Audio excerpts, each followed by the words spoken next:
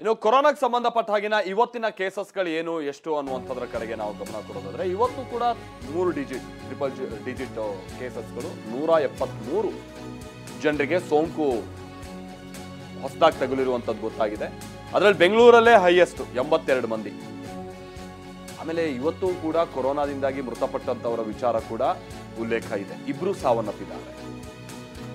ಕೊರೋನಾದಿಂದ ಮೃತಪಟ್ಟಿರುವಂಥದ್ದು 2 ಹೊಸದಾಗಿ ದೃಢ ಆಗಿದೆ. ಆಮೇಲೆ ಪಾಸಿಟಿವಿಟಿ ರೇಟ್ 2.07 ಇದೆ. ರಾಜ್ಯದಲ್ಲಿ ಇವತ್ತು 173 ಜನರಿಗೆ ಹೊಸದಾಗಿ ಸೋಂಕು ಕಂಡು ಬಂದಿದೆ. ಆಮೇಲೆ ಸುಮಾರು 8,000ಕ್ಕೂ ಹೆಚ್ಚಿನ ಟೆಸ್ಟಿಂಗ್ ಇವತ್ತು ಆಗಿದೆ ಅನ್ನೋದು ಗೊತ್ತಾಗಿದೆ. ಸಹಜವಾಗಿ ಟೆಸ್ಟಿಂಗ್ ಜಾಸ್ತಿ ಆಗ್ತಾ ಇದ್ದಾಗೆ ಕೇಸಸ್ಗಳು ಬರುವಂಥದ್ದು ಕೂಡ ಹೆಚ್ಚಾಗುತ್ತೆ. ಹಾಗಾಗಿ ತೀರಾ ಭಯ ಬೀಳುವಂಥದ್ದು ಅನಿವಾರ್ಯತೆ ಇಲ್ಲ. ಆದರೆ ಎಚ್ಚರಿಕೆಯನ್ನ ಮೇಲಿನ ಮೇಲೆ ವಹಿಸಬೇಕು ಅನ್ನುವಂಥ ಸೂಚನೆಯನ್ನ ಇವೆಲ್ಲ ಕೊಡ್ತಾ ಇದೆ. ಆಮೇಲೆ 2 ಮೃತಪಟ್ಟಂಥವ್ರು ಯಾರು, ಅವ್ರಿಗೆ ವಯಸ್ಸೆಷ್ಟು, ಏನಾದರೂ ಮುಂಚೆನೆ ಕಾಯಿಲೆಗಳಿತ್ತ, ಅದೆಲ್ಲ ಇನ್ನಷ್ಟೇ ಗೊತ್ತಾಗಬೇಕಾಗಿರುವಂತಹ ಸಂಗತಿ. ಬಟ್ ಮನೆಯಲ್ಲಿ ವಯಸ್ಸಾದಂಥವ್ರು ಅಥವಾ ಇನ್ನಿತರ ಕಾಯಿಲೆಯಿಂದ ಬಳಲ್ತಾ ಇರೋರು ಯಾರಾದರೂ ಇದ್ದು, ಗರ್ಭಿಣಿಯರು ಯಾರು ಇದ್ರೆ ಬಹಳ ಎಚ್ಚರಿಕೆಯನ್ನ ವಹಿಸಿ.